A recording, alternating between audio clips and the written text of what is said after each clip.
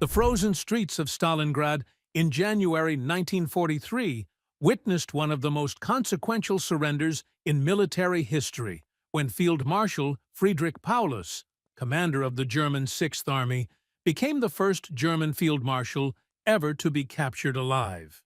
This moment marked not just the turning point of the Second World War, but the beginning of an extraordinary transformation that would see one of Hitler's highest-ranking officers become a vocal advocate for the very system that had defeated him. What followed was not a simple tale of imprisonment, but rather a complex psychological and political journey that would unfold across nearly 2 decades in the Soviet Union, revealing the intricate machinery of Soviet propaganda, the personal evolution of a broken military commander, and the strange reality of life as a privileged prisoner in Stalin's empire. When Paulus emerged from the basement of the Univermag department store on January 31, 1943, gaunt and defeated, he entered Soviet custody as perhaps the most valuable prisoner of war the Red Army had ever taken. The symbolism was immense. Hitler had promoted him to field marshal just 1 day earlier, specifically because no German officer of that rank had ever surrendered, expecting Paulus to take his own life rather than accept capture. Instead, Paulus chose survival, and in doing so, he became an immediate propaganda asset of incalculable value to the Soviet Union. The initial interrogations began almost immediately, conducted by NKVD officers who understood they were dealing with not just a military prize, but a potential political weapon that could be wielded against Nazi Germany itself. The early months of Paulus's captivity were spent in various locations as Soviet authorities determined how best to utilize him. He was initially held in Moscow, where he underwent extensive debriefing sessions.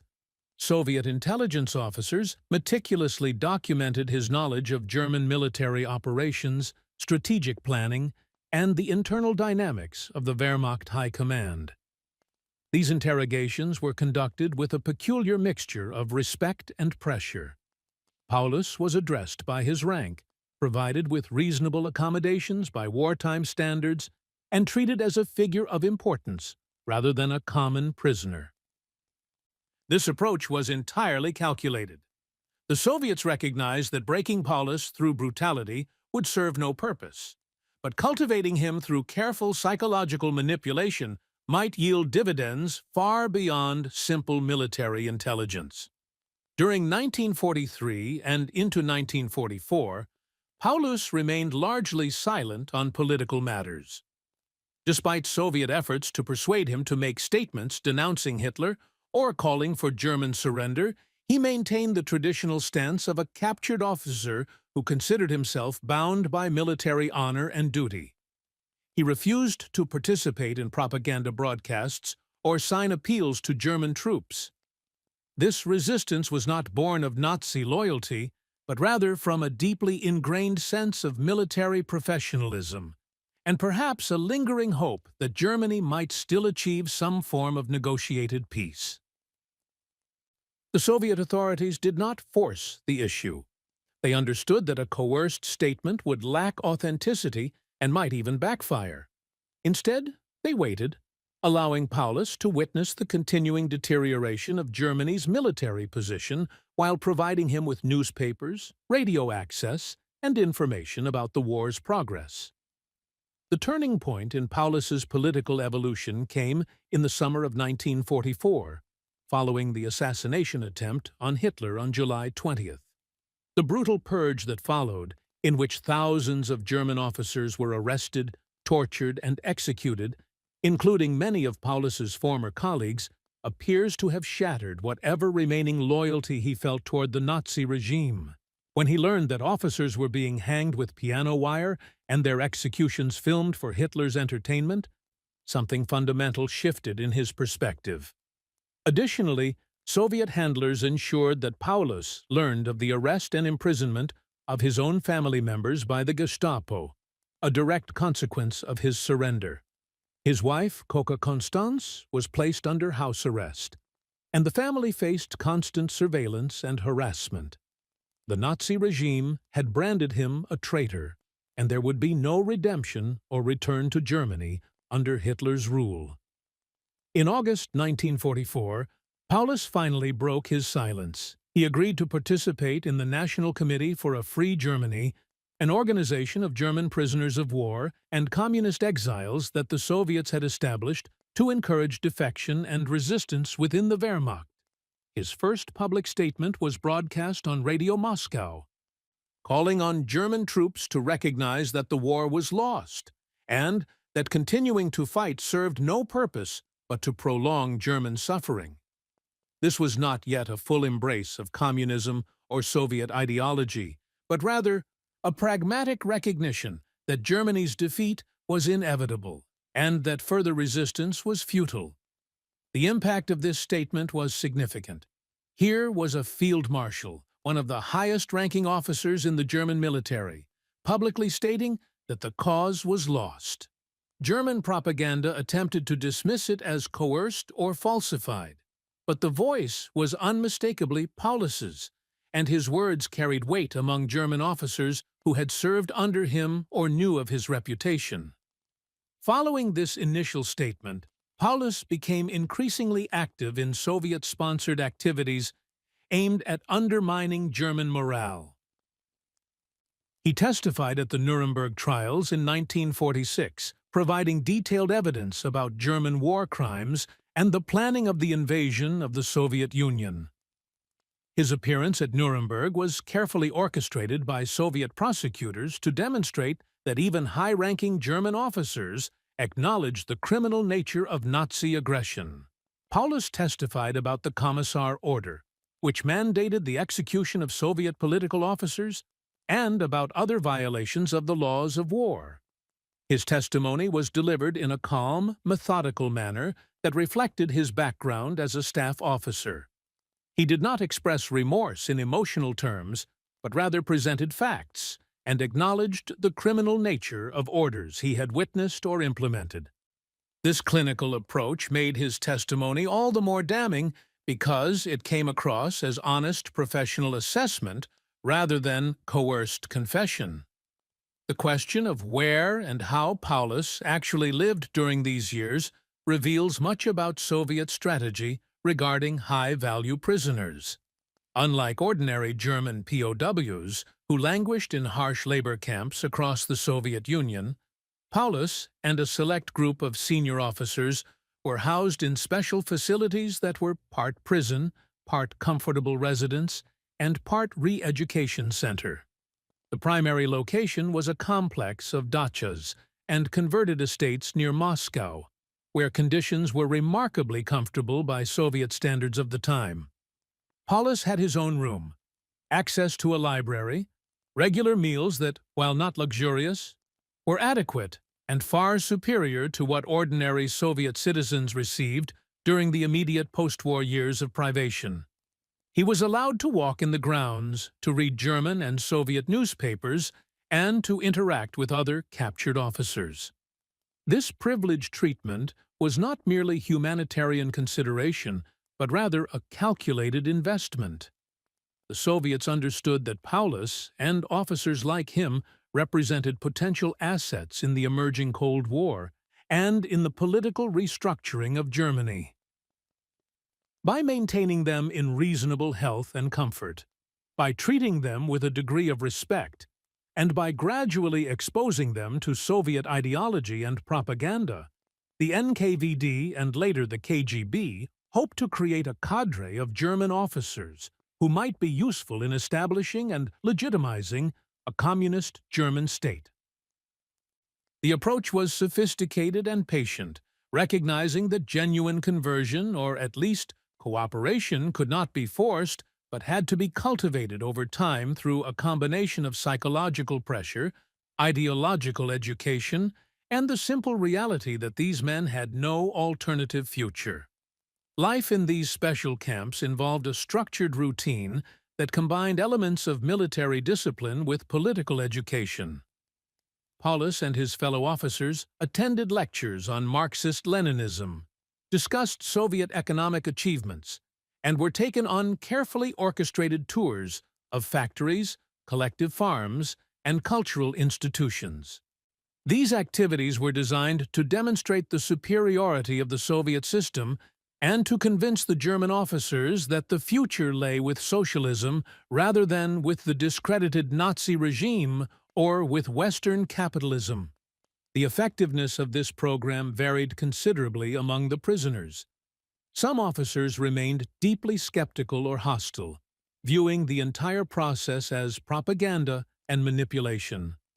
Others, particularly younger officers or those from working-class backgrounds, proved more receptive to socialist ideas. Paulus himself appears to have fallen somewhere in the middle, neither becoming a true believer in communist ideology nor remaining entirely resistant to it. His personal evolution during these years was shaped by multiple factors beyond Soviet propaganda efforts. The complete destruction of Nazi Germany, the revelation of the full extent of Holocaust atrocities, the division of Germany into occupation zones, and the emerging Cold War all contributed to a worldview in which his previous military career seemed increasingly like service to a criminal regime. Paulus began writing memoirs and analytical pieces about the Battle of Stalingrad and German military strategy, works that were carefully reviewed and, in some cases, edited by Soviet handlers, but that also reflected his genuine professional analysis. These writings served Soviet purposes by emphasizing German mistakes and Soviet military superiority, but they also provided Paulus with a sense of purpose and intellectual engagement during years that might otherwise have been marked by complete stagnation. The death of his wife, Coca Constance, in 1949 was a significant emotional blow. She had remained in Germany throughout the war and post-war period, living in difficult circumstances and under constant suspicion due to her husband's surrender and subsequent collaboration with the Soviets. Paulus learned of her death through official channels, and while he was allowed to grieve, he was not permitted to return to Germany for any memorial. This loss appears to have deepened his isolation and perhaps his dependence on the structured environment and relationships he had developed in Soviet captivity. Without family ties to Germany, and with his former military comrades either dead, imprisoned, or viewing him as a traitor, Paulus had little to anchor him to his previous life. The early 1950s brought gradual changes to his circumstances.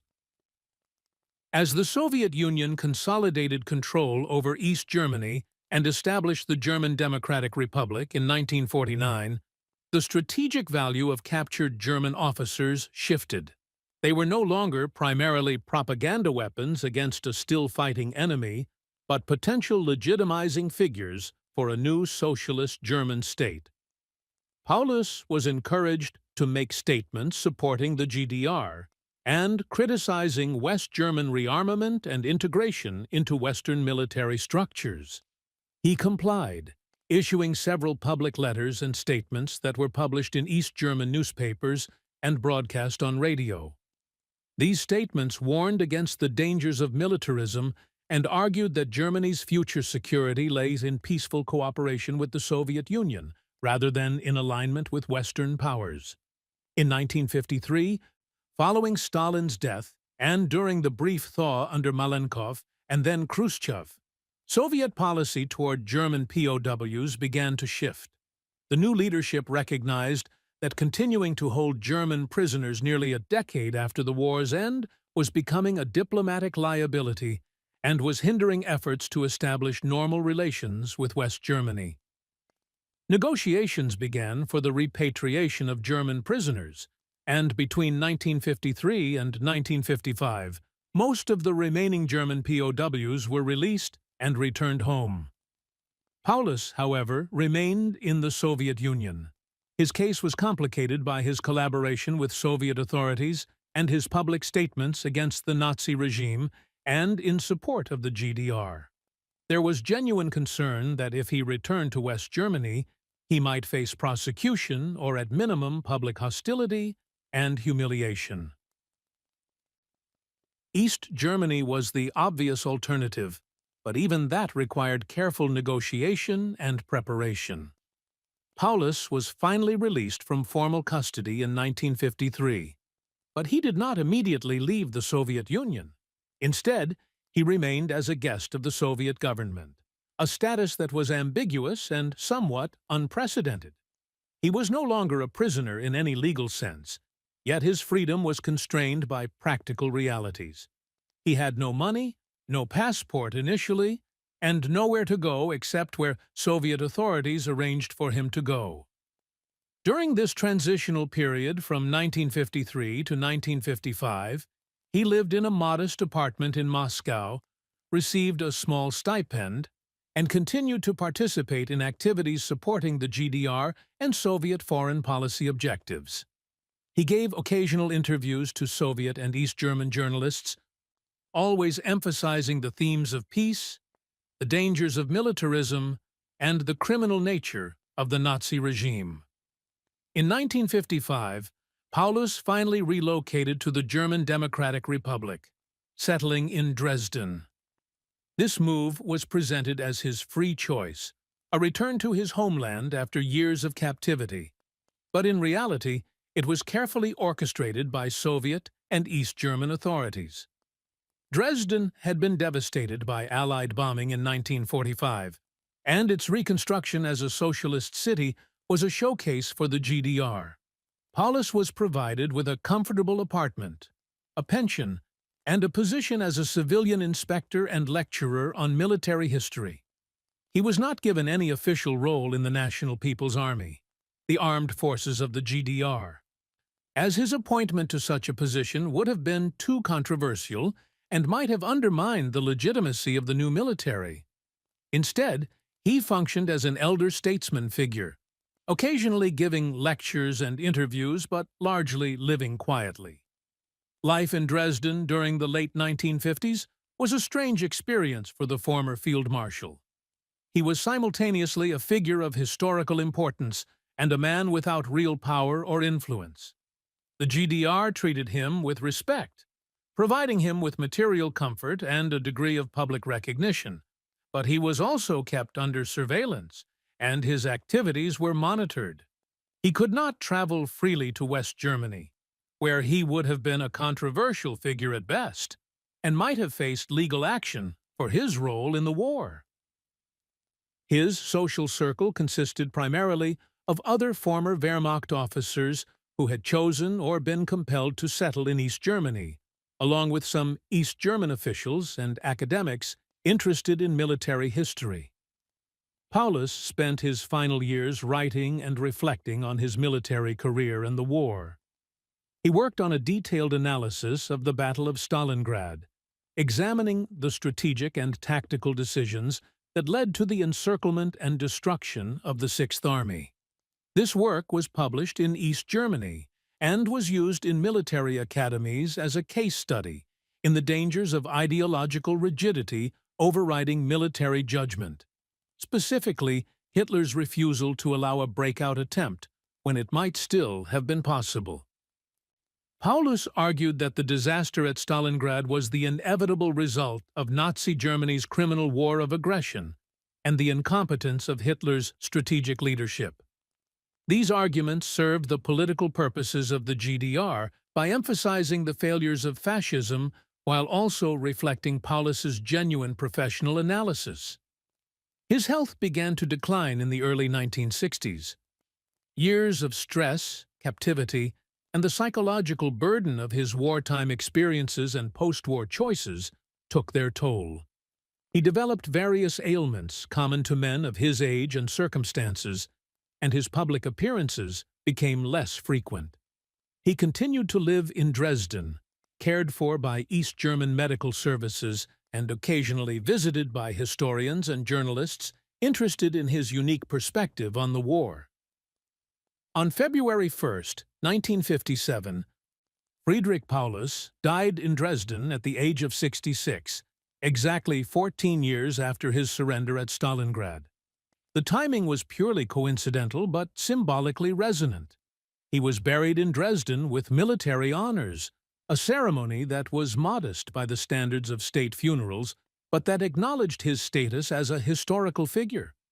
The legacy of Paulus's post-war life remains deeply controversial and subject to widely varying interpretations. From one perspective, he was a pragmatist who recognized the criminal nature of the regime he had served, and who made the difficult choice to publicly acknowledge that reality and to work, however imperfectly, toward preventing future German militarism. From another perspective, he was a collaborator who betrayed his comrades and his country by participating in enemy propaganda and lending his prestige to a communist regime. The truth, as is often the case with complex historical figures, lies somewhere in the ambiguous middle ground between these extremes. What is historically clear is that Paulus's experience illuminates several important aspects of Soviet policy and Cold War dynamics. The sophisticated approach the Soviets took to high-value prisoners, combining reasonable material conditions with persistent psychological pressure and ideological education, proved effective in creating a cadre of German officers willing to support Soviet objectives. This was not crude brainwashing, but rather a patient, calculated process of providing these men with a new framework for understanding their experiences and a new role that offered purpose and dignity in circumstances where they had lost everything else. The fact that this approach worked, at least partially, with a figure as prominent as Paulus demonstrates the effectiveness of such methods when applied with sufficient resources and patience. Moreover, Paulus's story reveals the human dimensions of ideological conflict and political transformation. He was not a Nazi ideologue, but rather a professional soldier who found himself serving a criminal regime, and his post-war evolution reflected a genuine, if complicated, reckoning with that reality. His choices were constrained by circumstances largely beyond his control and his collaboration with Soviet authorities, while serving their propaganda purposes, also provided him with a way to make sense of his catastrophic defeat and to distance himself from the worst crimes of the Nazi regime. Whether this constituted genuine moral transformation or merely pragmatic adaptation to unavoidable circumstances is a question that cannot be definitively answered and perhaps says more about the questioner's own values than about Paulus himself. The broader historical significance of how captured German Field Marshal Paulus lived in the USSR after World War II extends beyond his individual story to illuminate the mechanisms by which the Soviet Union sought to shape post-war Europe and to legitimize communist rule in East Germany. The careful cultivation of German officers who could provide credibility to the new socialist German state was part of a larger strategy of political warfare that characterized the early Cold War. These efforts had mixed success, but they demonstrate the sophistication of Soviet political operations and the recognition that power in the modern world rests not only on military force, but on legitimacy, narrative, and the ability to win hearts and minds, even among former enemies. Paulus's comfortable captivity, his gradual political evolution, and his eventual role as an elder statesman in the GDR were all products of this calculated approach, and his story remains a fascinating case study in the complex intersection of military defeat, political transformation, and personal survival in the brutal landscape of 20th-century European history.